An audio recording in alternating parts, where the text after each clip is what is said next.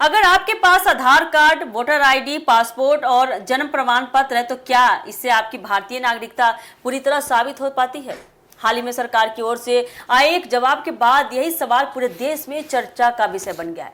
लोग जानना चाहते हैं कि आखिर भारतीय नागरिक होने का असली प्रमाण क्या है, और अगर कभी नागरिकता पर सवाल उठे हैं तो उसे साबित करने की जिम्मेदारी किसकी होगी। क्या है पूरी खबर, हम बताएंगे आपको। खबर के अंत तक जरूर बने रहिए। नमस्कार, एक न्यूज़ 24 देख रहे हैं आप और मैं हूं आपके साथ ब्यूटी। हाल के दिनों में नागरिकता को लेकर नया विवाद तब शुरू हुआ जब संसद में सरकार से पूछा गया कि भारतीय नागरिकता साबित करने के लिए कौन कौन से दस्तावेज मान्य हैं। सरकार के जवाब ने लोगों की उलझन कम करने के बजाय और बढ़ा दी है। सरकार ने साफ किया है कि भारत में ऐसा कोई एक दस्तावेज ही नहीं है जिसे हर व्यक्ति के लिए नागरिकता का अंतिम और सार्वभौमिक प्रमाण माना जाए। यहीं से बहस तेज हो गई। अब तक ज्यादातर लोग Aadhaar card, voter ID, passport, PAN card या राशन कार्ड को अपनी नागरिकता का प्रमाण मानते रहे हैं, लेकिन सरकार का कहना है इसको लेकर कि ये सभी दस्तावेज अलग अलग उद्देश्यों के लिए बनाए जाते हैं। आधार पहचान का दस्तावेज है, वोटर आईडी मतदान के लिए होता है, पासपोर्ट विदेश यात्रा के लिए जारी किया जाता है और पैन कार्ड कर संबंधी कामों के लिए होता है।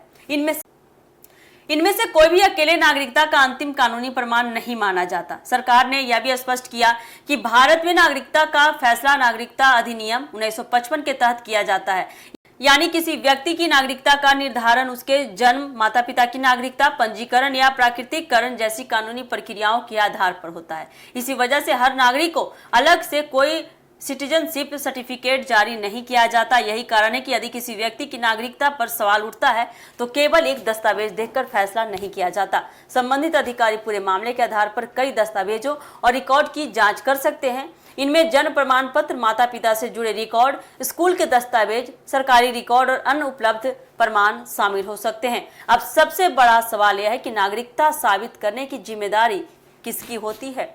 कानूनी जानकारों के मुताबिक आपको बताते चले, सामान्य परिस्थितियों में किसी व्यक्ति की नागरिकता पर कोई विवाद नहीं होता, लेकिन अगर किसी विशेष मामले में किसी की नागरिकता पर सवाल खड़ा होता है तो जांच के दौरान संबंधित व्यक्ति को उपलब्ध दस्तावेज पेश करने पड़ सकते हैं। वही सरकार और संबंधित एजेंसियां भी कानून के अनुसार पूरे मामले की जांच करती है, यानी यह पूरी तरह मामले की परिस्थितियों पर निर्भर करता है।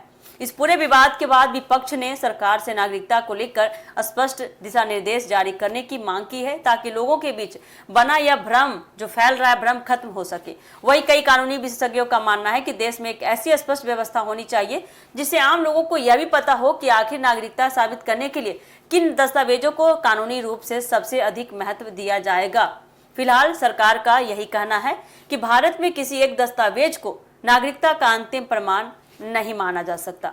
नागरिकता का निर्धारण कानून और उपलब्ध तथ्यों के आधार पर किया जाता है। यही वजह है कि सरकार के जवाब के बाद नागरिकता को लेकर बहस थमने के बजाय और तेज हो गई है। तो अगर आप भी इंतजार कर रहे हैं कि क्या है आपका नागरिकता का प्रमाण, Aadhaar card, voter ID card, PAN card, तो इसका जवाब सरकार के जवाब आने के बाद ही पता चलेगा। फिलहाल के लिए इस खबर में इतना ही। दीजिएगा इजाजत। धन्यवाद।